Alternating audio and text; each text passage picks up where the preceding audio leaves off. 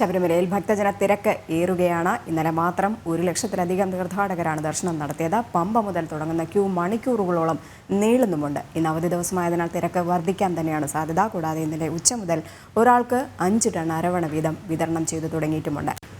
ആനന്ദ് പുതൂർ തയ്യാറാക്കിയ റിപ്പോർട്ട് കാണാം. കഴിഞ്ഞ ദിവസം ശബരിമല നട ചവിട്ടുന്നതിന് വേണ്ടി ഏകദേശം 1,50,000-ഓളം തീർത്ഥാടകരാണ് എത്തിച്ചേർന്നത്.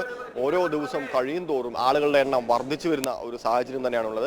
നമുക്കറിയാം, മകരവിളക്കിന് വേണ്ടി നട തുറന്നതിന് ശേഷം ഏകദേശം ദിവസങ്ങളോളം 90,000-ലധികം തന്നെയാണ് ഔദ്യോഗികമായി വരുന്ന തീർത്ഥാടകരുടെ എണ്ണം.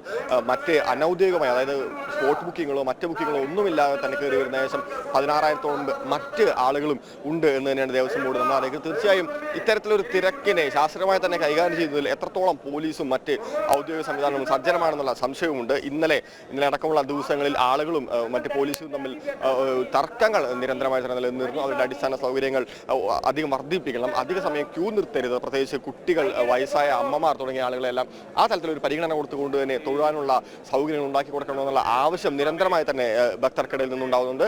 എടുത്തു പറയേണ്ട മറ്റൊരു കാര്യം അരവണ പ്രതിസന്ധി തന്നെയാണ്. ഇന്നലെ ഉച്ചവരെ ഏകദേശം 5 ടൺ അരവണയാണ് കൊടുത്തിരുന്നെങ്കിൽ ഇന്നത് 10 ഉയർത്തുന്നതിലേക്ക് ദേവസ്വം ബോർഡ് മാറിയിട്ടുണ്ട്. പക്ഷേ ഇപ്പോഴും നിയന്ത്രണം പൂർണ്ണമായി എടുത്തു കളയുന്ന ഒരു സാഹചര്യം ഉണ്ടായിട്ടില്ല. 2 ദിവസത്തിനകം, കഴിഞ്ഞ ദിവസം ദേവസ്വം പ്രസിഡന്റ് മാധ്യമങ്ങളെ കണ്ടപ്പോൾ അറിയിച്ച് 2 ദിവസത്തിനകം പൂർണ്ണമായി നിയന്ത്രണം എടുത്തു കളയും എന്ന് തന്നെയാണ്. 8-ാം തീയതിയാണ് അദ്ദേഹം പറഞ്ഞ അവസാന ദിവസം. 8-ാം തീയതിക്കകം ഇത്തരത്തിലുള്ള നിയന്ത്രണങ്ങൾ മാറ്റും.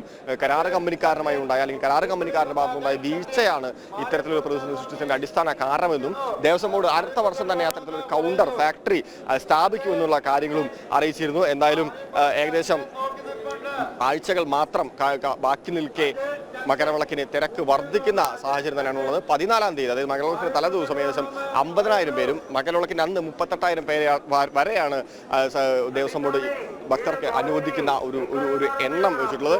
നമുക്കറിയാം, എത്ര നിയന്ത്രണങ്ങൾ വരുത്തിയാലും, ഭക്തരുടെ എണ്ണത്തിൽ എത്ര നിയന്ത്രണങ്ങൾ വരുത്തിയാലും ആളുകൾ ശബരിമലയിലേക്ക് ഒഴുകുന്ന ഒരു കാഴ്ച തന്നെയാണ് ഉണ്ടാകുന്നത്. എന്തായാലും മകരവിളക്ക് ഇവിടേക്ക് എത്തുന്ന ഭക്തർക്ക് വളരെ സന്തോഷത്തോടു കൂടി അവരുടെ ആഗ്രഹത്തിനനുസരിച്ച് തന്നെ ഭഗവാനെ കണ്ടു തൊഴാനുള്ള ഒരു സാധിക്കട്ടെ എന്നുള്ള മാത്രമാണ് ഇവിടുത്തെ വരുന്ന ഓരോ ജനങ്ങളുടെയും മറ്റ് ഉദ്യോഗസ്ഥരുടെയും പ്രാർത്ഥന.